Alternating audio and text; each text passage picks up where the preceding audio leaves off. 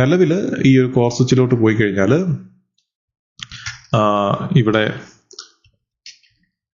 ഞാൻ show running എന്ന് പറഞ്ഞ് കൊടുത്തു കഴിഞ്ഞാൽ ഇവിടെ നിലവിൽ VLANs ഒക്കെ ക്രിയേറ്റ് ചെയ്തിട്ടുണ്ട്. അതേപോലെ തന്നെ ഈ കോർ സ്വിച്ചിൽ 2 ഇന്റർഫേസ് 0/0/1ഉം 1/0/1ഉം അതായത് ഈ ഇന്റർഫേസും നമ്മൾ ട്രങ്കിൽ സെറ്റപ്പ് ചെയ്ത് വെച്ചിട്ടുണ്ട്.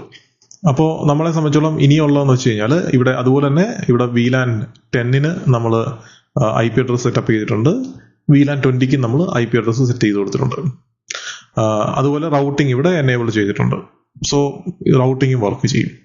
അപ്പോൾ ഈ 2 ഇന്റർഫേസ് നമ്മൾ സെറ്റ് ചെയ്തിട്ടുണ്ട്. അതുപോലെ തന്നെ ഈ ഡിവൈസിലെല്ലാം നമ്മൾ IP അഡ്രസ്സും ഗേറ്റ്വേയും നമ്മൾ അസൈൻ ചെയ്തിട്ടുണ്ട്.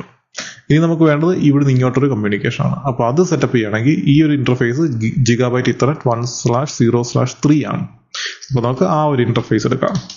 കോൺഫിഗ് ടെർമിനലിൽ പോയിട്ട് ഇന്റർഫേസ് Gigabit Ethernet 1/0/3.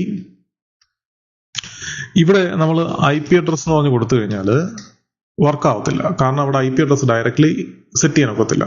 ഇതൊരു കോർ സ്വിച്ച് ആണ്. ഇതൊരു സ്വിച്ച് ആയതുകൊണ്ട് തന്നെ ഇതിന്റെ ഇന്റർഫേസുകൾക്ക് 2 മോഡ് ഉണ്ടാവും.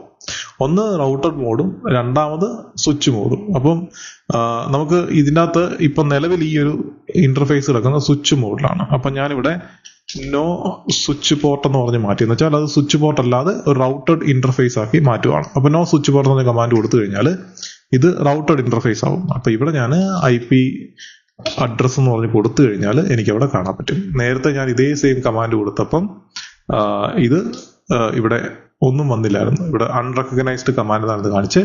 ഈ ഒരു കമാൻഡ് കൊടുത്തു കഴിഞ്ഞപ്പം, അതായത് ഈ ഒരു സ്വിച്ച് പോർട്ട് എന്നുള്ള ആ ഒരു ഇത് മാറ്റി അതിനെ റൗട്ടഡ് ഇന്റർഫേസ് ആക്കി കഴിഞ്ഞപ്പോൾ എനിക്ക് ഇവിടെ IP അഡ്രസ് സെറ്റ് ചെയ്യാൻ പറ്റുന്നുണ്ട്.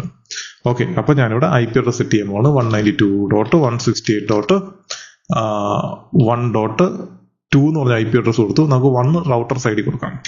255.255.252. ഇതാണ് /30യുടെ സബ്നെറ്റ് മാസ്ക്. അപ്പോൾ ഈ സബ്നെറ്റ് മാസ്ക് കറക്റ്റ് കൊടുക്കണം. എൻ്റർ അടിച്ചു. എന്നിട്ട് ഇവിടെ നോ ഷട്ട് കൊടുത്തു, അതായത് ആ ഇന്റർഫേസിനെ അപ്പാക്കാൻ വേണ്ടിയിട്ട്. ഇത്രയേ ഉള്ളൂ ഈ ഒരു സ്വിച്ചിന്റെ സൈഡിലുള്ള കോൺഫിഗറേഷൻ. ഇനി നമുക്ക് നേരെ ഈ റൗട്ടറിന്റെ സൈഡിലൊരു കോൺഫിഗറേഷൻ സെറ്റ് ചെയ്യാം. ഇനി സ്വിച്ചിൽ നിന്നുള്ള കണക്ഷൻ ഇങ്ങോട്ട് വരണമല്ലോ. അപ്പോൾ അതിനായിട്ട് അപ്പം എനേബിൾ കൊടുത്തു. ഇതിനകത്ത് കോൺഫിഗ് ടെർമിനലിൽ പോയിട്ട് ഇന്റർഫേസ് Gigabit Ethernet 0/0. ഇവിടെ നമുക്ക് സ്വിച്ച് പോർട്ടോ കാര്യങ്ങളൊന്നും വേണ്ട. കാരണം റൗട്ടർ ഓൾറെഡി അതിന്റെ എല്ലാ പോർട്ടും ലെയർ 3 ആണ്. അപ്പം IP അഡ്രസ് വേണം. എല്ലാ പോർട്ടിലും നമുക്ക് ഓരോരോ നെറ്റ്വർക്ക് സെറ്റ് ചെയ്യണം.